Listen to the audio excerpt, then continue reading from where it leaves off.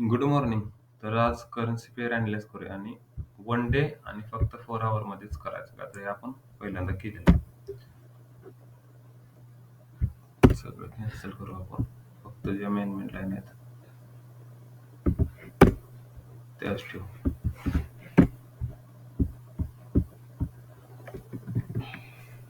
तर आपण बघितलं तर मार्केट ह्या एकाच रेंजमध्ये मार्केट आहे, जिथं की आपली आत्ता अनवॉन्टेड कॅन्डल आहे ह्या रेंजमध्ये. तिथं मार्केटनं आत्ता रेजिस्टन्स फेस करते. पण जर खालून आपण बघायला गेलो तर मार्केट एक हायर आहे प्लस रिट्रेसमेंट, हाय प्लस रिट्रेसमेंट, आणि आता एक हाय तयार करायच्या पोझिशन मध्ये. आपण वीकली मध्ये जर बघितलं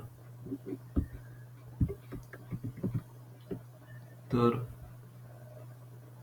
वीकली मध्ये बघितलं तर एक रेजिस्टन्स असा ऍक्ट होऊ शकतो.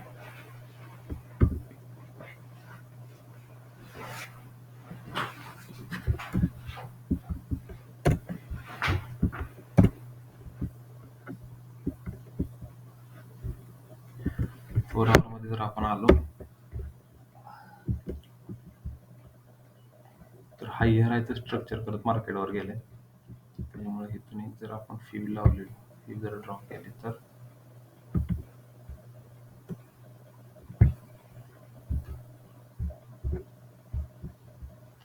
38 पाशी opening closing sorry time spend area पण आहे. थोडं खाली आलं तर EMA पण आहे, म्हणजे इथून एक अपसाइड मूव्ह होऊ शकते. तर मार्केट हायर हाय बनवतच वर निघाले. मार्केटचा ट्रेंड बुलिश आहे डेली टाइम फ्रेम मध्ये. 4 आवर मध्ये पण एक मुवमेंट येऊ शकते. युरो NZD जर आपण बघितलं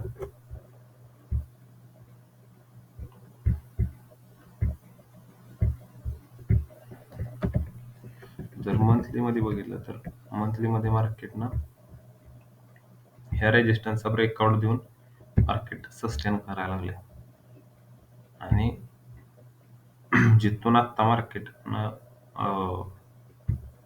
रेजिस्टन्स घेतलाय तो एरिया पण महत्वाचा आहे.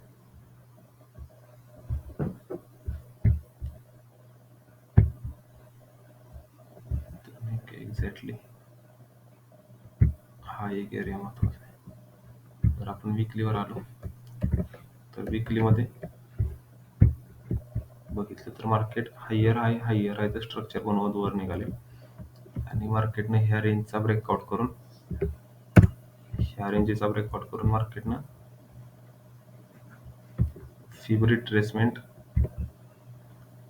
38 पासून एक रिव्हर्सल पॅटर्न बनवायला चालू केला. जर डेली मध्ये आपण बघितलं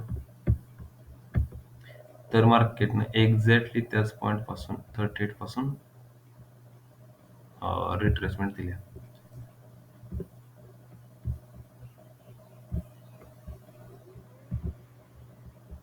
तर आपली एक अनवॉन्टेड पण झोन आहे, ज्याला की सपोर्ट ऍक्ट करून थोडं फेक ब्रेकआउट देऊन नंतर मार्केटने मुवमेंट दिला. याचं टार्गेट थोडं वर अजूनपर्यंत आहे का तर वीकलीची रिट्रेसमेंट आहे, डेलीची पण रिट्रेसमेंट आहे. फिफची टार्गेट थोडं वरपर्यंत राहिलेलं. JBP NZD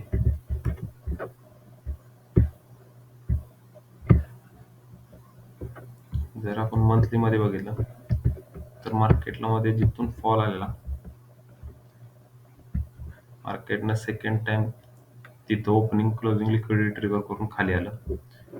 नंतर थर्ड टाइम त्याच पॉइंटला रेजिस्टन्स ऍक्ट केला, आणि आता त्या पॉइंटचा ब्रेकआउट होऊन मार्केटवर सस्टेन करत आहे. मार्केटचा ट्रेंड बघितला तर बुलिशच आहे. आता आपण वीकली मध्ये बघूया. वीकलीवर मार्केट काय करतंय, मार्केटनं एक्झॅक्टली आपली अनवॉन्टेडला सपोर्ट सपोर्ट सपोर्ट ऍक्ट केला आणि नंतर आता रेझिस्टन्स ऍक्ट करते. म्हणजे अनवॉन्टेड किती भारी काम करते बघा. त्याच्यानंतर फिब 0.6 0.5च्या आता मध्ये इथं आपण एक बाय साइड प्लॅन करू शकतोय. अरे वा वा, पॅटर्न एकदम खतरनाक झाला. इथे एक बाय साइड प्लॅन होऊ शकते इथं आपली. जर आपण बघितलं तर फक्त स्टॉप लॉस मोठा होतोय थोडा, पण किती पिप्स आहे बघूया. स्टॉप लॉस आपला 200 पिप्सचा भेटते, पण टार्गेट पण 1:2 टार्गेट भेटते आपल्याला. 1:2 किंवा त्याच्यापेक्षा जास्त भेटू शकते. नाहीतर वेट करू शकतोय आपण ह्या पॉईंटच्या टेस्टचा. 4 आवर मध्ये जर बघितलं तर नेकलाईन रिटेस्ट पर्यंत आपण थोडा वेट करू शकतोय, म्हणजे जे ना की आपल्याला एक छोटा स्टॉप लॉस भेटेल आणि एक मोठं टार्गेट भेटेल. जीपीपी जेपीवाय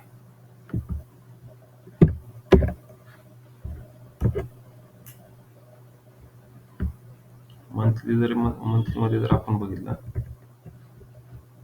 तर मार्केट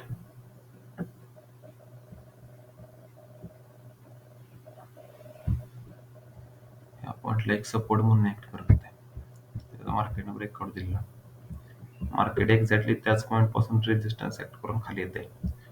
पण आत्ताचा ट्रेंड मार्केटचा पूर्ण बुलिश आहे.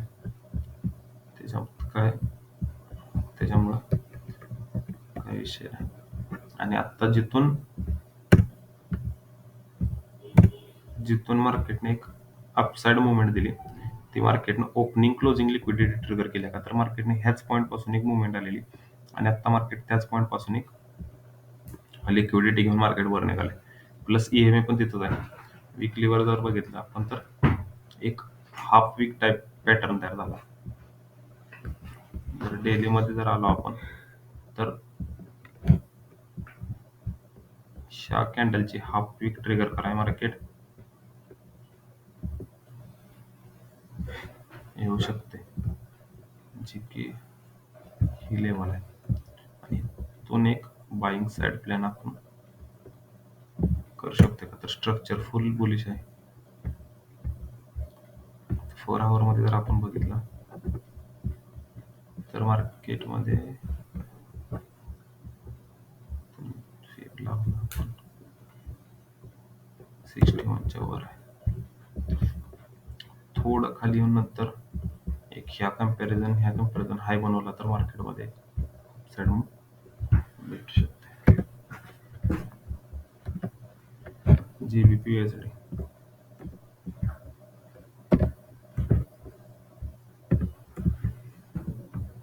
बेरिश ट्रेंड मध्ये मार्केटचा ट्रेंड फुल बेरिश आहे. जर आपण विकली मध्ये बघितलं तर ह्या अनवॉन्टेडला मार्केट किती सपोर्ट म्हणून चांगला ऍक्ट करते बघा, रेजिस्टन्स म्हणून सॉरी. त्याच रेजिस्टन्स पासून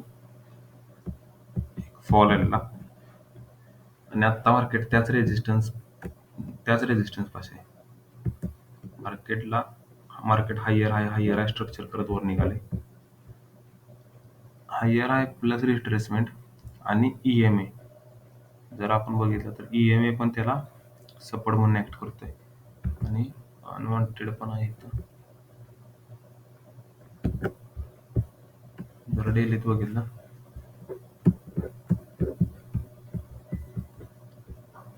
तर मार्केट हायर हाय ही स्ट्रक्चर फॉर्म करायला लागले. आणि आता जर आपण 4 आवर मध्ये बघितलं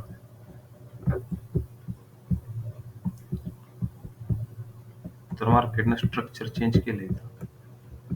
जे की मार्केटमध्ये पहिलं स्ट्रक्चर होतं lower low lower low lower low lower low, इथं पण लोज बनलाय या कम्पॅरिझन. तिथून मार्केटने एक हायर हाय, आता एक नवीन हायचं स्ट्रक्चरचे बनवायला लागले, म्हणजे मार्केट इथून एक अपसाइड देऊ शकते. आता इथून आपल्याला जर फिब लावली तर 0.5 पासून मार्केट एक रिजेक्शन घ्यायला लागले आणि हाच एरिया एक सपोर्ट एरिया आहे.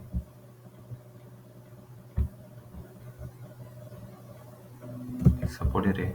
आणि इथं जे EM आहे थोडं खाली येऊन किंवा इथून एक मुवमेंट देऊ शकते मार्केट अपसाईड.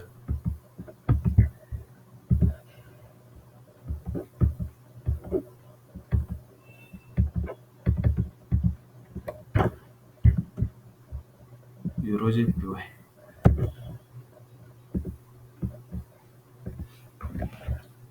युरो JPY जर आपण बघितलं तर मार्केटनं ऑल टाइम हाय टच करून नंतर एक नंतर एक फॉल दिला.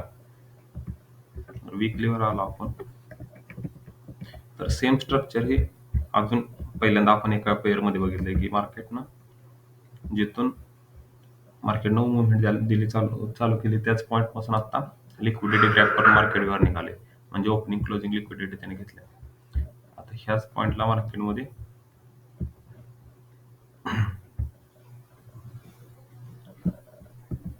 हाफ वीक पण आहे. हाफ वीकला ट्रिगर करायला येऊ शकते. 4 आवरमध्ये जर आपण प्लॅन केला तर मार्केट इथून थोडं खाली येऊ शकते आणि इथून एक अपसाईड मूव्ह देऊ शकते.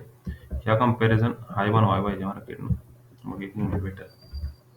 USD कॅड जर आपण बघितला आता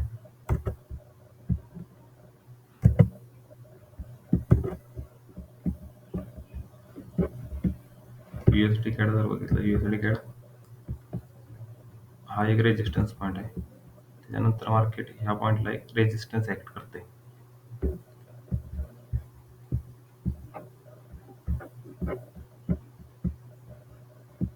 वीकली मध्ये जर आपण बघितलं तर हा जो पॉईंट आहे ह्या पॉईंट पासूनच मार्केट कंटिन्युएशन म्हणजे फॉल होते मार्केट. पण आता मार्केटला EMA सपोर्ट म्हणून ऍक्ट करतोय, जो की स्ट्रॉंग इंडिकेशन आहे. तो एक वर जायचं.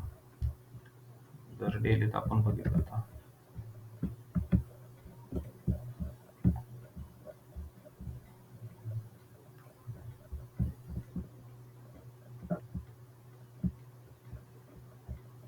तर मार्केटनं तिथं चेंज ऑफ कॅरेक्टर बनवायला पाहिजे, मगच वर अपसाईड मुवमेंट येऊ शकते. मार्केट आता ज्या एरियात थांबले तो एरिया म्हणजे टाइम स्पेंड एरिया आहे आपला. इथून एक मार्केट चेंज ऑफ कॅरेक्टर करून वर जाऊ शकते. लो वर लो बनवते. मार्केटने इथून एक हाय बनवला की हायर स्ट्रक्चर करत जाईल वर. का तर इथं एक वीक आहे, त्याच्याला आपण हाफ वीक म्हणून हाफ वीक पण करायला मार्केट येऊ शकते. इथून एक अपसाईड मुवमेंट येऊ शकते. USD CHF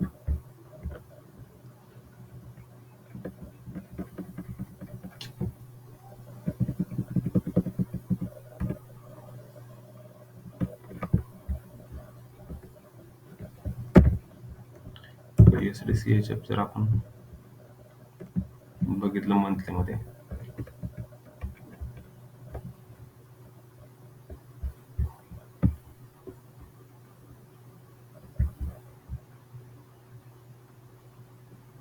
हा सपोर्ट आहे आणि मार्केट आता लो न बनवता हाय बनवायला लागले. इथून एक buying position buying side plan होऊ शकते. थोडंसं खाली येऊन हाफ वीक ट्रिगर करून नंतर एक हायर हाय स्ट्रक्चर आपण बघू शकतो. सेम स्ट्रक्चर आहे, सेम थोडं खाली यायला पाहिजे आणि एक हायर हाय स्ट्रक्चर बनलं की एक मुवमेंट येऊ शकते. USD JPY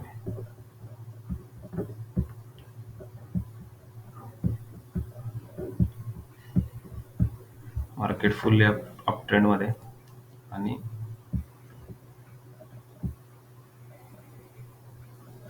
ओपनिंग क्लोजिंगचं थोडंसं वरून म्हणजे लिक्विडिटी थोडक्यात ग्रॅब करून वर निघाले. सेम स्ट्रक्चर पुन्हा एकदा थोडं खाली येऊन एक मुवमेंट देऊ शकते हाफ वीक ट्रिगर करून.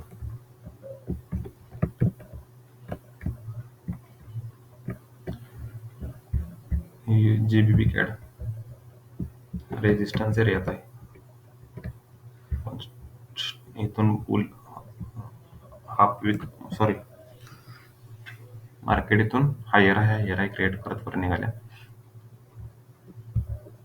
आणि रेजिस्टन्स एरियापाशी रेस्ट करायला लागले. आपण डेलीत बघितलं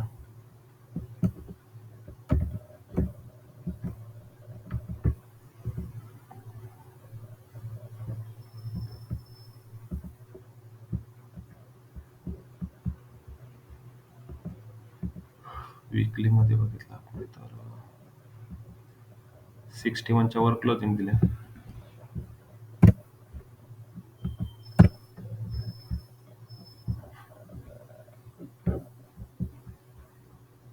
एक मुवमेंट येऊ शकते अपसाइड, तिथे एक रेजिस्टन्स ऍक्ट करतो.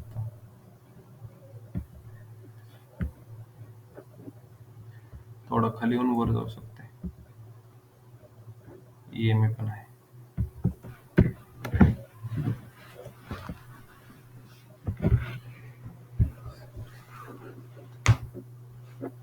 लोअर लेवलवर खाली येते आणि ह्याला ईएमए ला एक्झॅक्टली रेजिस्टन्स म्हणून ऍक्ट करायला लागले.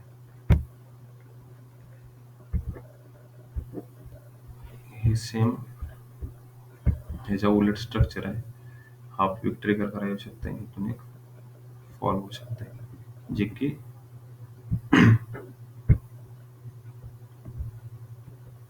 जो की या ट्रेंडचा रिट्रेसमेंट असेल.